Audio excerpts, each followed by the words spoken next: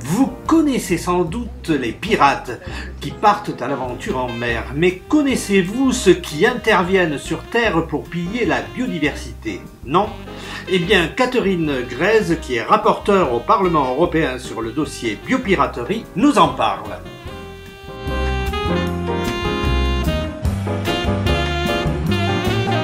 Alors la biopiraterie, contrairement à ce que certains voudraient penser, c'est pas un gros mot, c'est une réalité hélas bien tangible. C'est en fait l'appropriation de savoirs traditionnels par des grandes firmes, par le biais de brevets qu'elles déposent.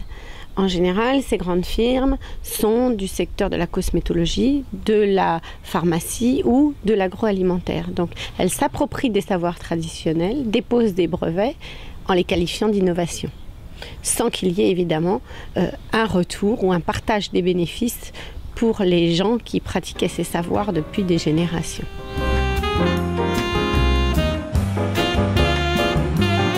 Les chiffres sont assez éloquents. Il y a 70 000 brevets par an qui sont déposés et dessus il y a 10 500 brevets qui concernent le vivant.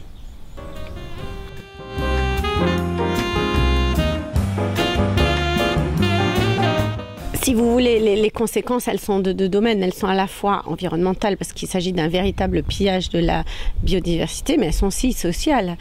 Si je pouvais vous citer un exemple qui illustre bien mon propos, c'est l'exemple du haricot jaune du Mexique, exemple très connu, Enola. En fait, pour faire court, c'est un agriculteur des États-Unis qui descend faire du tourisme au Mexique, voit des agriculteurs faire pousser un haricot, en remporte quelques graines dans sa poche, retraverse la frontière, le plante, le fait pousser et puis dépose un brevet. Au passage, il donne le nom à ce brevet de Enola, qui est le nom de sa femme. Et à partir de ce moment-là, les paysans mexicains qui cultivaient ce haricot depuis des générations, chaque fois qu'ils veulent l'exporter, sont obligés de payer des royalties à ce monsieur Proctor. Donc vous voyez bien par cet exemple de quoi on parle. On aurait pu multiplier les exemples dans le domaine de la cosmétologie ou dans d'autres domaines. Donc il s'agit là véritablement de ce qu'on peut appeler une nouvelle forme de colonialisme en réalité, l'appropriation, le pillage de ressources de pays, en général en voie de développement évidemment, puisque 90% des ressources de la biodiversité sont dans ces pays du Sud et 97% des brevets sont déposés par des pays du Nord, des compagnies du Nord. Donc vous voyez bien là, à travers ces quelques chiffres, de quoi on parle et de cette nouvelle forme de colonialisation en fait que constitue la biopiraterie.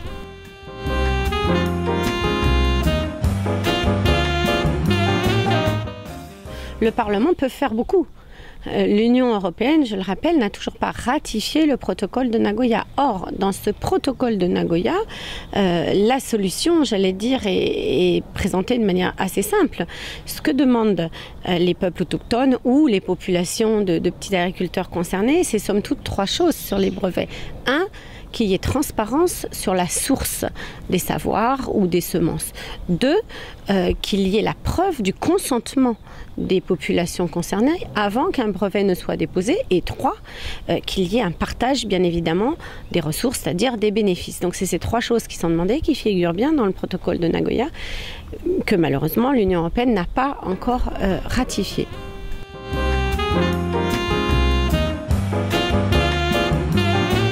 Le rôle, évidemment, il est déjà qu'on en débatte, c'est-à-dire arriver à en parler, arriver à ce qu'il y ait une prise de position du Parlement qui contraigne nos représentants extérieurs, je pense à Mme Ashton, à notre commission, etc., de donner mandat à nos représentants, évidemment, de ratifier ce protocole de Nagoya. Après, il faudra bien évidemment aussi mettre de l'ordre, entre guillemets, dans toute la législation qui est souvent très contradictoire, brouillon sur toutes ces questions-là.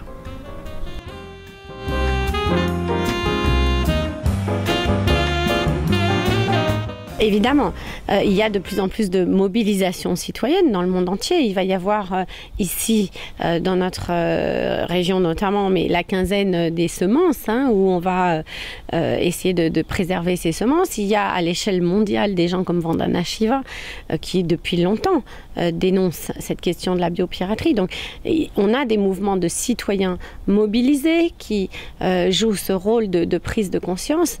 Moi je suis dans mon rôle d'élu parlementaire dans l'institution pour faire des passerelles avec ces mouvements citoyens et que nous allions dans le même sens.